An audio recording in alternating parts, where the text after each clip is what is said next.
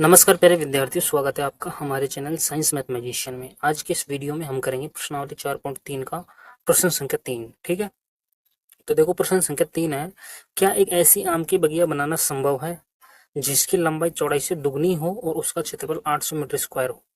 यदि हाँ तो उसकी लंबाई व चौड़ाई ज्ञात कीजिए। ठीक है, तो देखो इसमें दो कंडीशन दे रखी है। एक तो ये दे रखा है कि लंबाई चौड़ाई से दुगनी है, और दूसरी दे रखी है कि 800 मीटर स्क्वायर इसका क्षेत्रफल है बगिया का। ठीक है, तो सबसे पहले हम इसकी लंबाई व चौड़ाई मानेंगे। ठीक है, तो लंबाई को मानिए, चौड़ाई को मानिए। देखो यहाँ दे रखा है चौड़ाई से दुगनी है लंबाई। किससे दुगनी है? चौड़ाई से। तो चौड़ाई को एक्स मानो आप। आपको मैं एक ट्रिक बताऊं, जो से शब्द होता है से, उससे पहले जो है, जो वर्ड है, उसको आप एक्स मानो। अधिकतर सवालों में से आता है, की आता है, तो यहाँ चौड़ाई को एक्स मानो। जब चौड़ाई को एक्स मानेंगे ना तो लंबाई दोगुनी हो जाएगी एक्स की, तो 2x हो जाएगी, है ना। तो माना बगिया की चौड़ाई, माना बगिया की चौड़ाई एक्स, बगिया की चौड़ाई हमने मान ली एक्स, मीटर मान ली है ना। मीटर में इसलिए मान ली क्योंकि क्षेत्रफल इसका मीटर स्क्वायर में दे रखा है, मीटर में ही। जब चौड़ाई एक्स मीटर है तो इसकी लंबाई दोगुनी हो जाएगी इससे, तो तब लंबाई लंबाई बराबर 2x मीटर। ओके, ये हमने मान लिया, है ना। अब देखो, अब हमको दूसरी शर्त को यूज लेना है। देखो दूसरी शर्त है कि उसका क्षेत्रफल क्या दे रखा है, 800 मीटर स्क्वायर है। अब देखो बगिया कैसी है, आयताकार है, क्योंकि इसमें लंबाई व चौड़ाई दोनों दे रखी है, और जिसमें लंबाई चौड़ाई होती है वो आयत होता है। तो हमें आयत का क्षेत्रफल दे रखा है 800 मीटर स्क्वायर। तो यहाँ लिखो अब आयताकार बगिया का क्षेत्रफल, वो कितना दे रखा है पहले तो वो लिख लो। वो दे रखा है 800 मीटर स्क्वायर।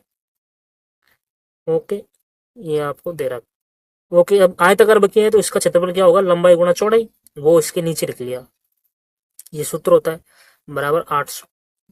ठीक है, अब देखो लंबाई तो है 2x जो हमने अभी मानी थी, ये रही 2x, और चौड़ाई है x, तो इंटू एक्स बराबर 800। अब इसको आप आगे सोल्व करोगे, हल करोगे, सरल करोगे, तो देखो 2x स्क्वायर आ जाएगा, x इंटू एक्स करेंगे तो एक्स स्क्वायर, और 2 आगे है ही, बराबर 800।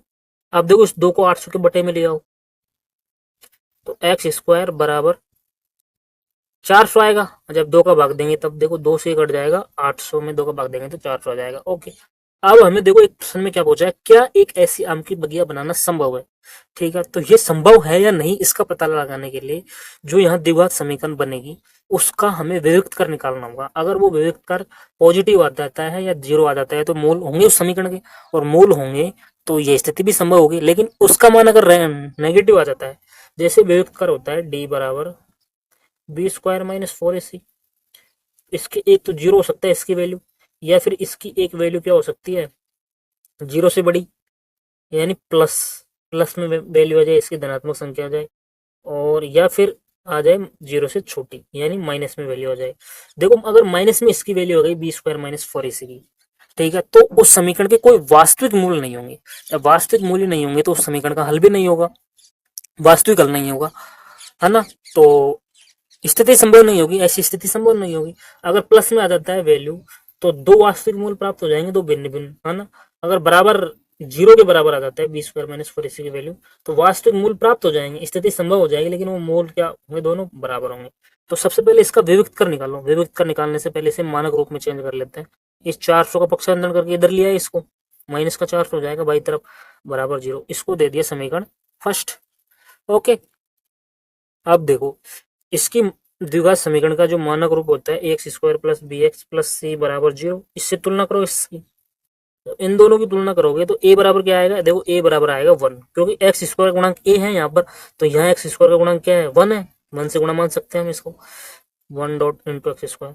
बी बी होता है या एक्स का गुणांक, है ना, एक्स के गुणे में है बी, लेकिन इस समीकरण में एक्स का पद है ही नहीं कोई, तो उसका गुणांक भी नहीं होगा, तो उसके गुणांक हम मान लेते हैं जीरो। ओके, और यहाँ सी क्या है, अचर पद इसमें, तो इसमें अचर पद है -4, तो सी बराबर -4। ओके, ये कहाँ से आया, इन दोनों की तुलना से आया है। ओके, तुलना से। अब देखो, अब हम इसका विभक्त कर निकालेंगे। तो देखो विभक्त कर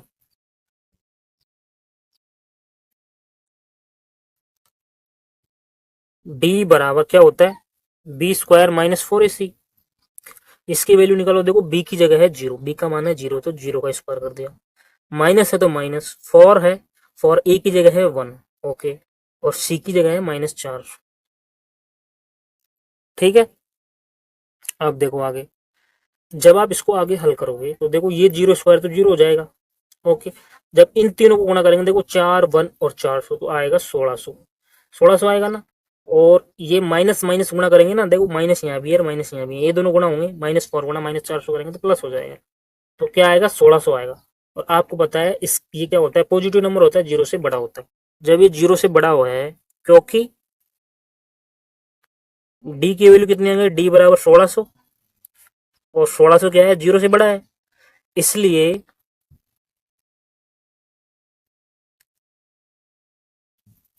समीकरण के या द्विघात समीकरण के दो भिन्न वास्तविक मूल प्राप्त होंगे, दो भिन्न वास्तविक मूल प्राप्त होंगे, ओके। अतः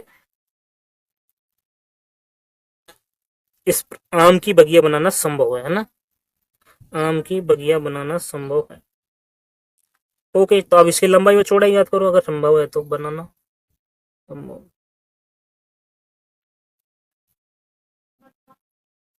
अब देखो, अब आप देखो द्विघात सूत्र में हम इसका मान जमा सकते हैं, लेकिन देखो यह एक सरल द्विघात समीकरण है, आपको यहाँ दे रखा है, देखो एक्स स्क्वायर -400 बराबर 0, ये समीकरण थी ना।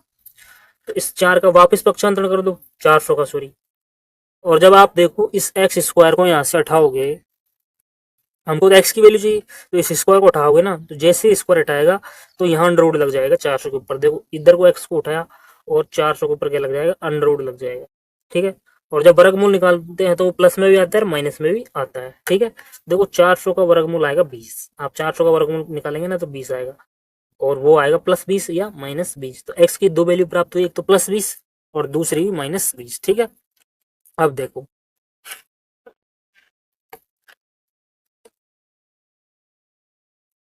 अब देखो एक्स हमने माना था, चौड़ाई मानी थी, बगिया की चौड़ाई मानी थी हमने, एक्स देखो माना बगिया की चौड़ाई एक्स है ना, तो एक्स की वैल्यू हमारे पास दो आ गई, एक तो 20 +20 आ गई, एक -20 आ गई, ठीक है।